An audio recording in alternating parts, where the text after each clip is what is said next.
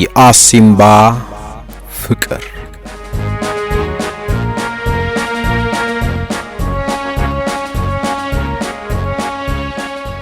ጸሐፊ ካህሳይ አብርሃ ብስራት በኢትዮ ሜዳ የቀረበ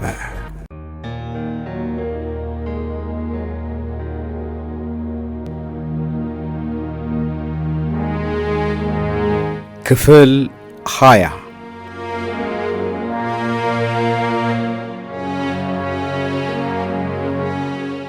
በማግስቱ እኔና ሽፈራው ሁልጊዜ የምንቀመጥበት ቦታ ላይ ሆነን ደበሳይና ደሳለኝን አገኘኋቸው።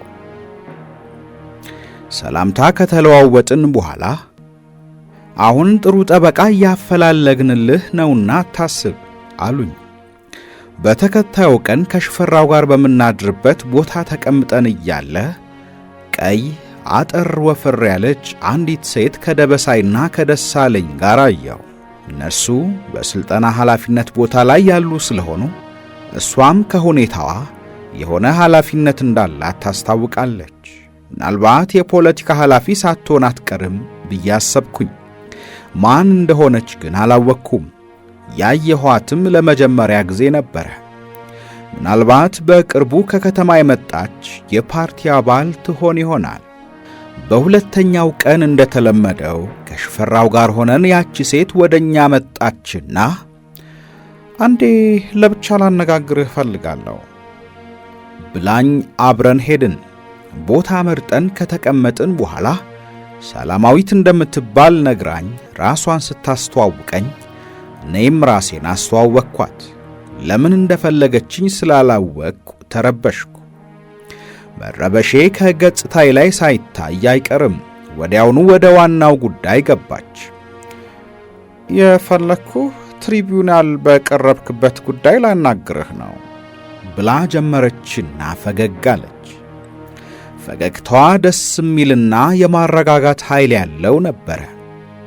ገና ዋናውን ጉዳይ ሳታነሳ በፈገግታዋ ብቻ ለጥሩ ነገር እንደመጣች የነገረችኝ ይመስል ያደረብኝን የጥርጣሬ መንፈስ አባረረችልኝ።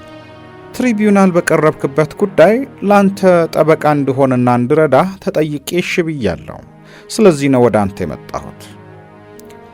በዚህ ከተስማማ ካሁን በኋላ ወደ ትሪቢዩናል የምትቀርበው ከኔ ጋር ወይም በኔ በኩል ይሆናል። ከሚመለከታቸው አካላት ጋር ሁሉ አንተን ወክዬ የማነጋግርህ እኔ ሆናለሁ ብላ መስማማቴን በመጠየቅ አይነት ተመለከተችኝ። እኔም ከመጀመሪያው ጠበቃ እንደሚቆምልኝ ተነግሮኝ ስለነበረ ይሄንኑ ገለጽኩላት። መስማማቴን ካረጋገጠች በኋላ ከክሱ ጋር ስለተያያዙና ስለ ሌሎችም ስለተካፈልኩባቸው እንቅስቃሴዎች ምንም ሳልደብቅ እውነቱን ዘርዝሬ እንድነግራት ጠየቀችኝ። በጥያቄዋ መሠረት ሁሉንም ነገር በዝርዝር ስነግራት በማስታወሻ ላይ የጻፈች በጥሞና አዳመጠችኝ። በዚህ ችግር ውስጥ ከገባው በኋላ ሁሉንም ነገር የማማክረው የማምነውና አጠገቤም ያለው ሽፈራው ስለነበረ ያጋጠመኝን አዲስ ነገር ለርሱ ነገርኩት። ሽፈራው ምን ማድረግ እንዳለብኝ በመጠቆም አይዞህ በማለት ሞራሌ ዝቅ ሲልም በማጽናናት የረዳኝ ብቸኛ አማካሪ በመሆን በዚያ የችግር ጊዜ ትልቅ ውለታ ጥሎብኛል። ከሰላማዊት ጋር ስለተነጋገርነው ነገር ሳማክረውም ሁሉንም ነገር ገልጬ ማስረዳቴን ደግፎ የረሳሁት ካለም እያስታወስኩ ጨምሬ እንድነግራት አጠንክሮ መከረኝ። ሰላማዊት ጠበቃዬ ከሆነች በኋላ በየቀኑ እንገናኝ ጀመረ። ከጥቂት ቀናት በኋላ ደግሞ ለኔ ጉዳይ ስትንቀሳቀስ ብቻ ሳይሆን ለራሷም ጉዳይ አንዳንድ ቦታ ስትሄድ አብሬያት እንድሄድ እየጠየቀችኝ ቅርርባችን በጣም እየተጠናከረ ሄደ። አንዳንዴ ዝርዝር ነገር ሳወራ ረጅም ሰዓት ብቆይም እንኳ ምንም ሳታቋርጠኝ በትዕግስት የማዳመጥ ችሎታዋ እስከ ዛሬም ያስገርመኛል። ልክ እኔ ንግግሬን ከጨረስኩ በኋላ ፈገግ ትልና ከዚያ መናገር ትቀጥላለች። ይህ ጠባይዋ ከእርሷ ጋር በማወራበት ጊዜ ስናገር እንዳላመነታና በራሴ እንድተማመን አድርጎኛል። ምንም ሳላስብ ያየሁትንና የሰማሁትን ነገር ሁሉ እንድናገርና ነጻነት እንዲሰማኝ ረድቶኛል። ስለ ወሎ ሳወራት ዘመዴ ከሆነው ከዘላለም ጋር ከልጅነት ጀምሮ እንደሚተዋወቁ ነገረችኝ። ወሎ ተይዞ በመንግስቱ እጅ በመውደቁ የተሰማትን ሐዘን ገለጠችልኝ። እኔ ዘላለም ዘመዴ መሆኑን አልነገርኳትም። በራሷ መንገድ ከሌላ ቦታ ነበር መረጃውን ያገኘችው። በትሪቢዩናል ፊት ቆማ በእኔ ክስ ላይ አሳማኝ ነጥቦች አንስታ ስትከራከር የመናገር ችሎታዋን፣ የፖለቲካ ልምዷንና በራስ መተማመኗን ተመልክቼ አደነቅኳት። ደበሳይና ደሳለኝ ጠበቃ የሚሆንልህ አስተማማኝ ሰው እያፈላለግንልህ ነው ያሉኝ እውነታቸውን እንደሆነ ተረዳሁ። ያቆሙልኝ ጠበቃ እውነትም ያለምንም ጥርጥር ጎበዝና አስተማማኝ ነበረች። በደንብ ተዘጋጅታ ነበር የቀረበች።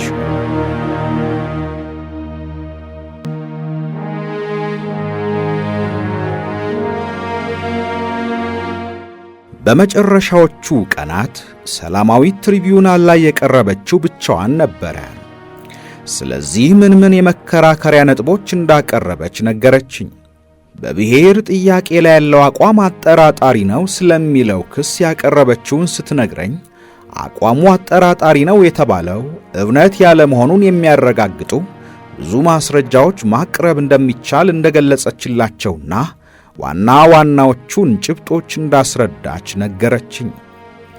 አጠራጣሪ አቋም ቢኖረኝ ኖሮ በቀደምትነት ሰራዊቱን ከተቀላቀልኩበት ዕለት ጀምሮ ድርጅቱን ጥለው የሄዱ የተለያዩ አባላት አብሬያቸው እንድጠፋ ጠይቀውኝ የሁሉንም ጥያቄ እንዳልተቀበልኩ በአመራሩ ጭምር የሚታወቅ መሆኑን በድርጅቱ ላይ የነበረኝ ጠንካራ እምነት የሚያረጋግጥ እንደሆነ አስረድታለች።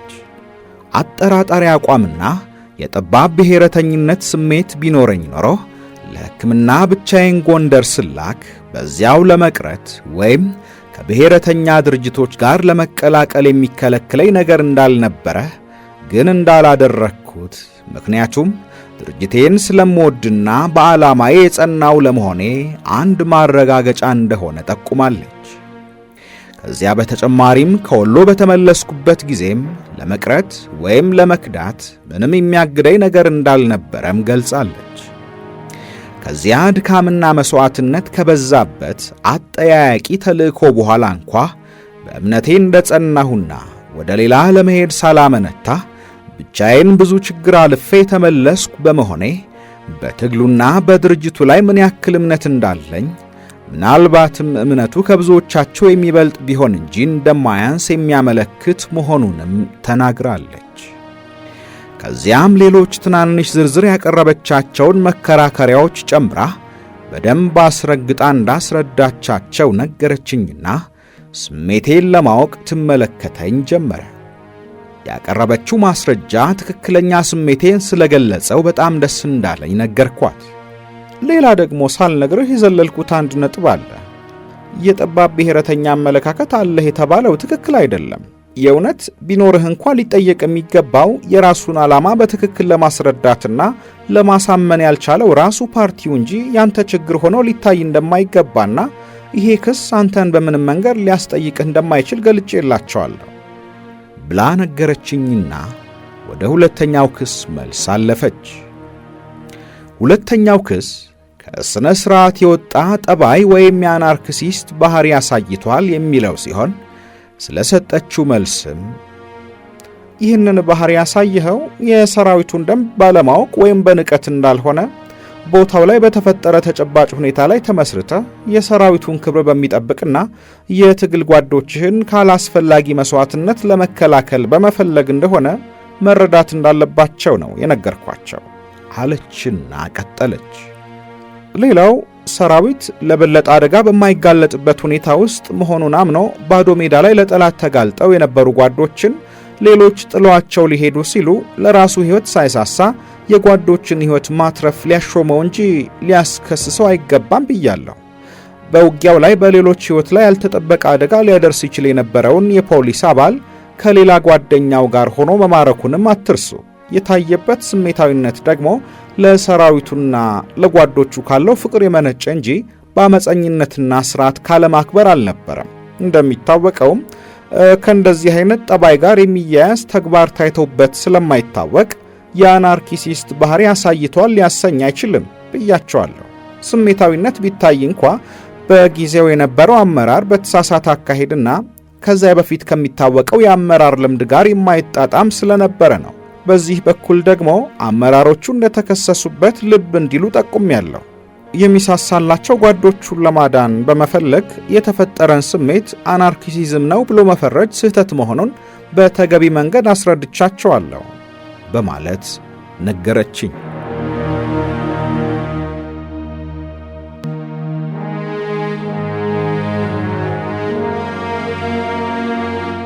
ንግግሯን በጥሞና እያዳመጥኳት ሳለሁ ጉዳዬን የቱን ያክል የራሷ ጉዳይ እንዳደረገችው እያሰብኩኝ በራስ የመተማመን መንፈሴ ከፍ ሲል ተሰማኝ።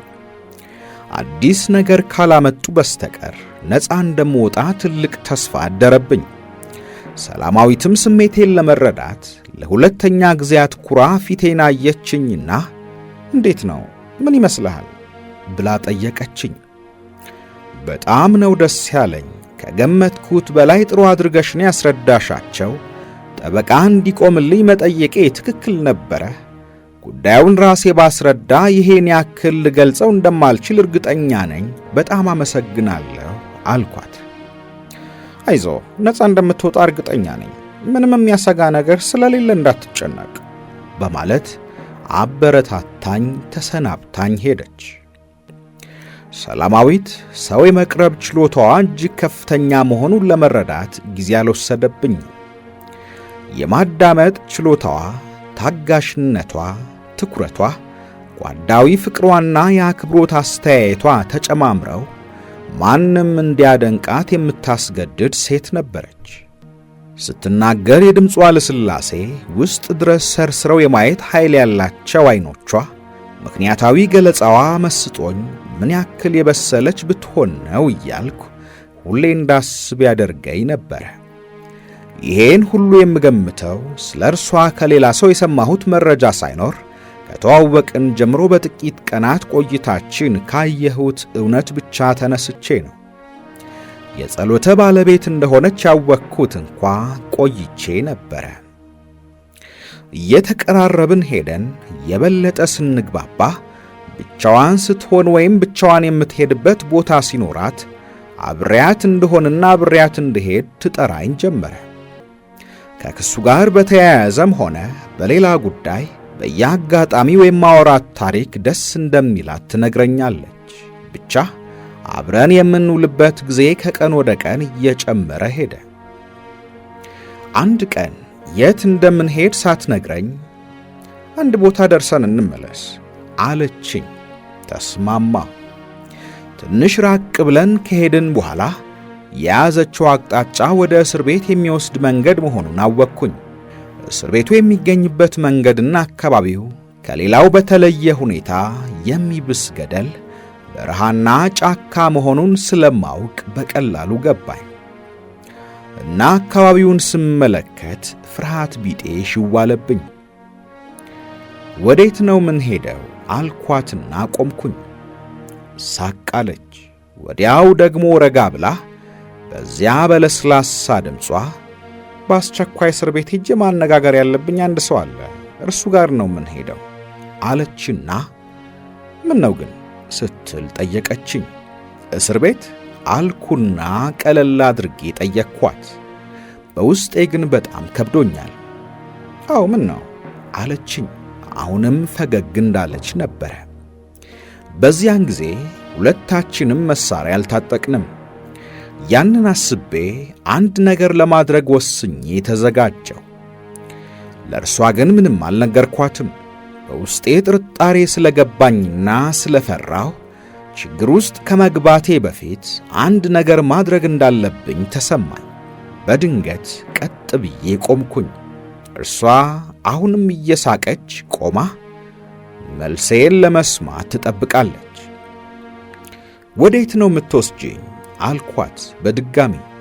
አሁን ግን የጠየቅኳት ኮስተር ብዬና የቀኝ እጄን መዳፍ አገጬ ላይ አድርጌ በመገረም አስተያየት እያየኋት ነበረ።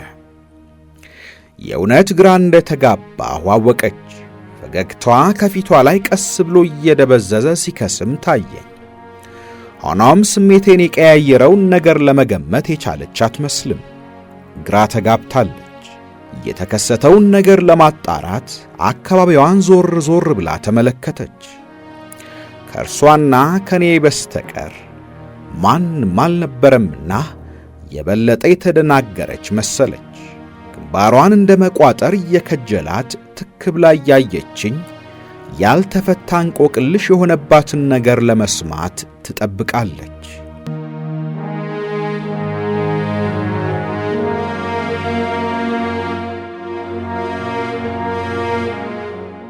እየቆየ ሳላስበው ድንጋጤ ከፍተኛ ደረጃ ላይ ደረሰ። ከመናገሬ በፊት በተጠንቀቅ ተዘጋጀሁና እልህ እየተናነቀኝ ሰላማዊት ተይው፣ አወቅኩብሽ። እኔን ለመርዳት ከኔ ጋር የቆምሽ ረዳቴና ጠበቃዬ ነሽ ብዬ አምኜሽ ነበር። አሁን ግን በቃሽኝ። ምን ለማድረግ እንዳሰብሽ አውቄያለሁ። ጭራሽ እስር ቤት ወስደሽ ልትጥይ ነው? ሞኝሽን ፈልጊ አልኩና ፊቴን በቅርበት ወደሚታየው ወደ ደንከል በረሃ ዙሬ ቆምኩኝ። ስሚ፣ እኔም አንቺም መሳሪያ አልያዝንም። ስለዚህ በኃይል ልታስገድጅኝ አትችይም። ይሄ የምታየው በረሃ ሁሉ መውጫ መግቢያውን በደንብ የማውቀው ሀገር ነው። በዚህ በደንከል በኩል ጠፍቼ ኤርትራ ገባለሁ እንጂ ማንም እጄን ይዞ እስር ቤት ሊከተኝ አይችልም። ደግሞም አንቺ አይደለሽም፣ ማንም ሰው ቢከተለኝ ሊደርስብኝ አይችልም አልኳትና ለመሮጥ አኮበኮብኩኝ። ስሜቴ በደንብ ገብቷታል። ንግግሬን እስክጨርስ ጠበቀችኝና መልስ ሳትሰጠኝ በቆመችበት በሳቅ መንተክተክ ጀመረች። እኔ ደግሞ በተራዬ በሁኔታዋ ግራ ተጋብቼ ፈዝዤ ሳቋን እስክትጨርስ ጠበቅኳት። ከዚያ ደግሞ መልሳ ኮስተር አለችና አማኑኤል፣ ምን ያንተን እስር ቤት ልወስድ? እንዴት እንደዚህ ታስበኛለህ? ያሰብከው በፍጹም የሌለና የማይሆን ነገር ነው። እመነኝ፣ እውነቴን ነው ምልህ፣ እመነኝ። የመጣሁት ለሌላ ሳይሆን እስር ቤት የማነጋግረው ሰው በመኖሩ ብቻ ነው። ምንም አንቆይም፣ ወዲያውኑ ነው የምንመለሰው አለችኝ። ንግግሯን ስትጨርስ ግንባሯ ላይ የነበረው መኮሳተር እየተነነ ገጽታዋን ቅን ፈገግታ ሸፈነው። አንዳች ኃይል የተናገረችውን ሁሉ እንዳምን የሚያስገድድ ስሜት ሲረጭብኝ ተሰማኝ። ውስጤ በአንድ ጊዜ ከጥርጣሬ ወደ ማመን ተቀየረና ምንም ሳላመነታ እሺ ብዬ ተከትያት መሄድ ጀመርኩኝ። እንደገና ጨዋታ ጀመርንና ስለ ፖለቲከኞችና ስለ አለመተማመን ትንሽ አወራችኝ። ወዲያውኑ ደግሞ ርዕሱን ለውጣ ስለ ከተማና የገጠር ትግል ልዩነት አንዳንድ ነገር ጠቃቀሰችልኝና ወደ ሌላ ርዕስ ገባን። እኔ አብዛኛው ታሪኬን ከትሪቢዩናል ጉዳይ ጋር በተያያዘ አውርቻታለሁ።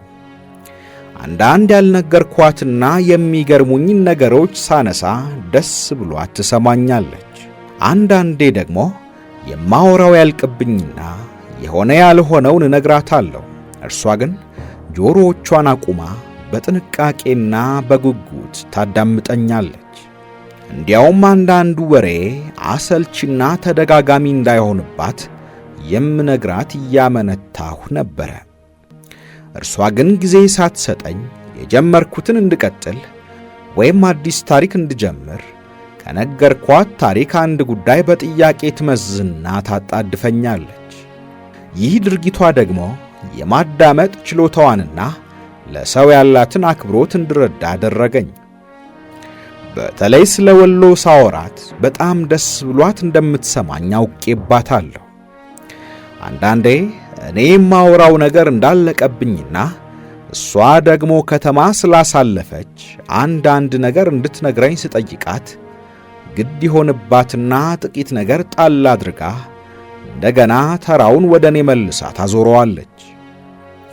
ብዙ እንደምታውቅና ብዙ ክፉና ደግ የትግል አጋጣሚዎችን ያሳለፈች መሆኗ ይታወቀኛል። በመጀመሪያ ከዓይኖቿ ላይ የሚነበብ አንድ ነገር አለ። አንዳንዴ ከሰው ጋር መሆኗን ረስታ በሐሳብ ጭልጥ ስትል የምታስበው ነገር ምን ያክል ውስብስብ እንደሆነ ገምታለሁ። በሌላ በኩል ደግሞ በአብዛኛው ከከተማ በተለይ ከአዲስ አበባ የሚመጡ አንዳንድ ጓዶች ለአደጋ ተጋልጠው መንቀሳቀስ ሲያቅታቸው ምን ያህል አስቸጋሪ በሆነ ፈተና ውስጥ እንዳለፉ፣ እርሷ ደግሞ ከነዚህ አንዷ ስለሆነች ያሳለፈችውን ሕይወት መስማት ጠቃሚ ነበረ። ከአሲምባ ከመጣችም በኋላ ቢሆን በኃላፊነት የተመደበችው ከተማ እያለች ከነበራት የድርጅቱ ኃላፊነት ጋር በሚመጥን ደረጃ ላይ ነበረ። በኋላ ካገኘሁት መረጃ ደግሞ የጸሎተ ባለቤት መሆኗን ማወቄ ለግምቴ ማረጋገጫ ሆኖኛል። ምክንያቱም ጸሎተ ከጥቂት ነባር የፓርቲው ማዕከላዊ ኮሚቴ አባላት አንዱ ነበርና ነው።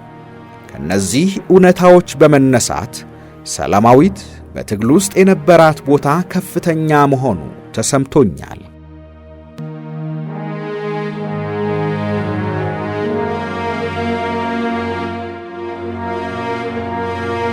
ብዙ ጊዜ ስለ እርሷ እንድትነግረኝ ጎተጉታታለሁ።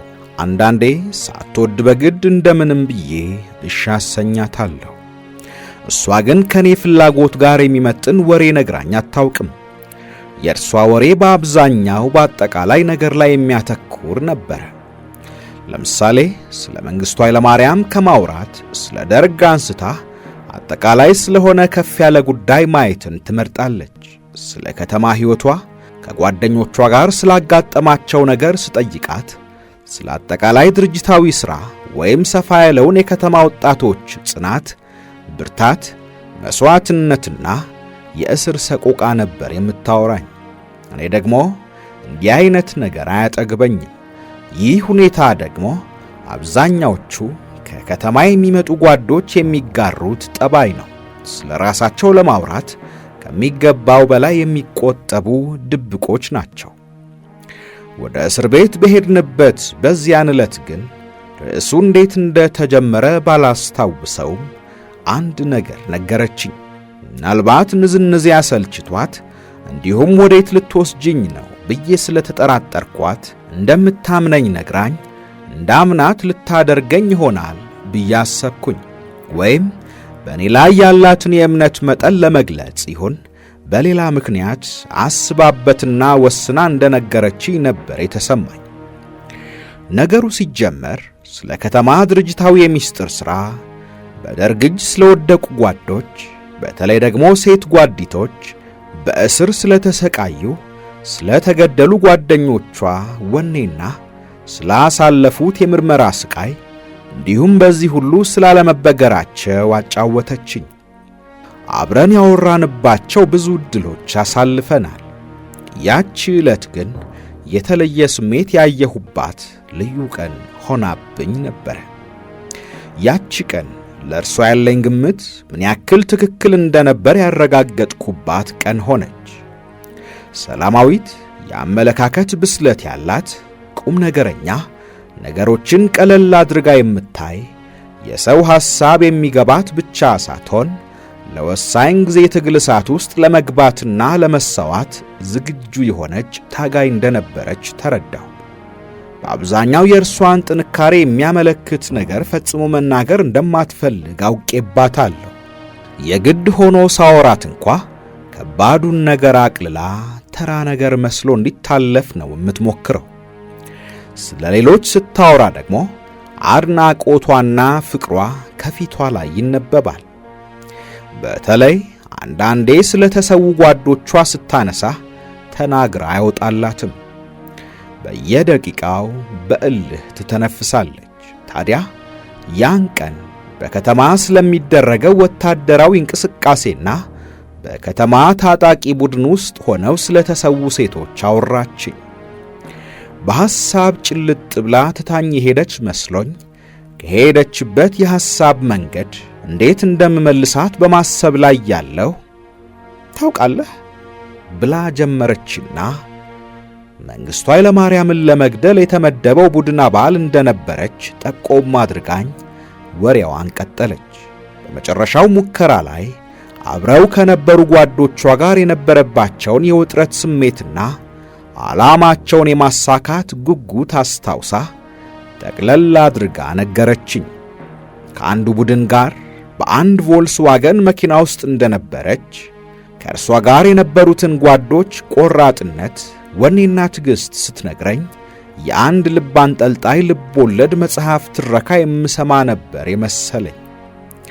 መኪና ውስጥ ሆነው ሲጠብቁ የነበራቸው ጥንቃቄ አሁን ምን ይፈጠር ይሆን እያሉ በውጥረትና በሰቀቀን መካከል ያቀባበሉትን መሳሪያ እንዴት አንቀው እንደያዙ፣ ከዚያ በፊት በተደጋጋሚ ወጥተው እንዳልተሳካላቸውና እንደ ቀደሙት ሙከራዎች ያለ ስኬት የመመለስ ስጋት የቱን ያክል እያሰቃያቸው እንደቆዩ ተረከችልኝ።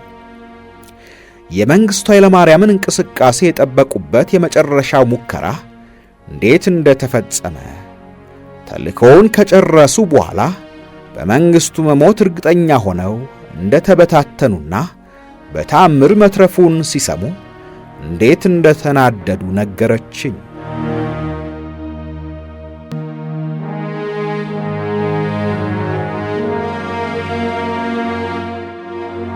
በደንብ ባላስታውስም አብረዋት ከነበሩት ጓዶቿ ብዙዎቹ ተሰውተዋል። በትውስታዋ እንደተመሰጠች ንግግሯም እየቀጠለ ሲሄድ በእልህ ቁና መተንፈስ ጀመረች።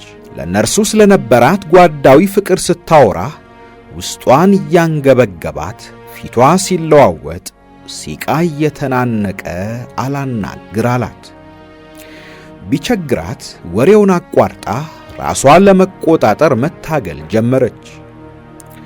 ያን ልብ አንጠልጣይ ታሪክ እያጫወተችኝ በድንገት አቋርጣ ራሷን ለመቆጣጠር መሞከር የጀመረችው ለካ እስር ቤቱ የሚገኝበት ቦታ እንደደረሰች ስታውቅ ነበረ። እኔ ከመመሰጥ የተነሳ የት እንዳለሁ ዘንግቼዋለሁ።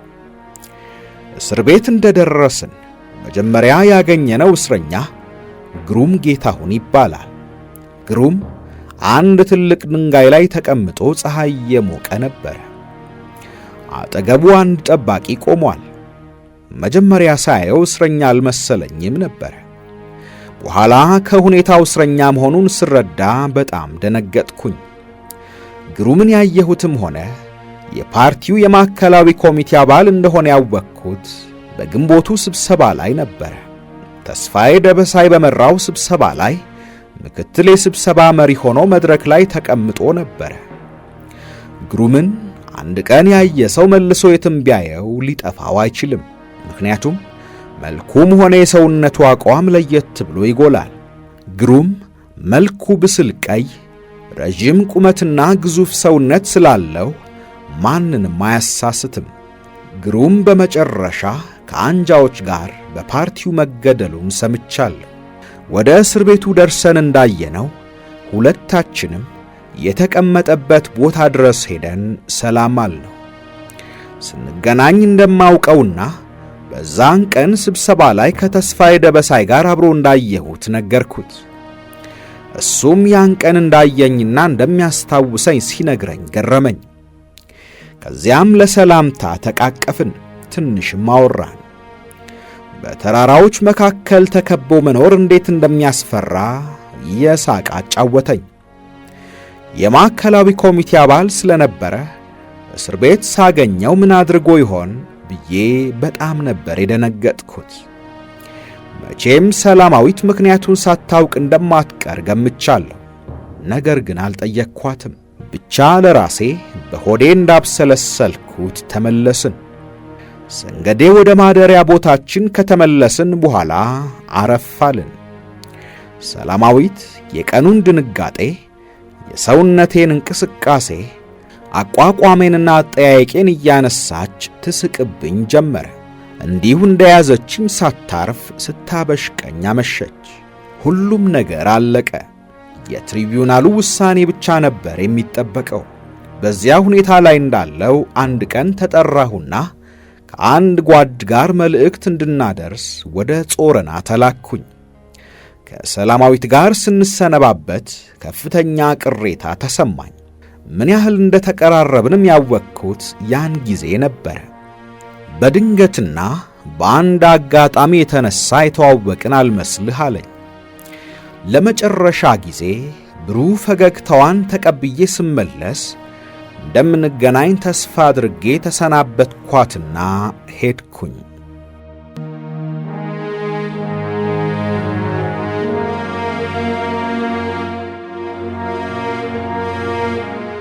ውድ የኢትዮ ሜዳ ቤተሰቦች የአሲምባ ፍቅር መጽሐፍ ትረካ ክፍል 20 አብቅቷል። በቀጣይ ክፍል 21ን ይዘንላችሁ እንቀርባለን። ውድ ቤተሰቦቻችን ቻናላችንን ሰብስክራይብ፣ ላይክ፣ ሼር እንድታደርጉ ሐሳብና አስተያየቶቻችሁንም እንድታጋሩን በአክብሮት እንጠይቃለን።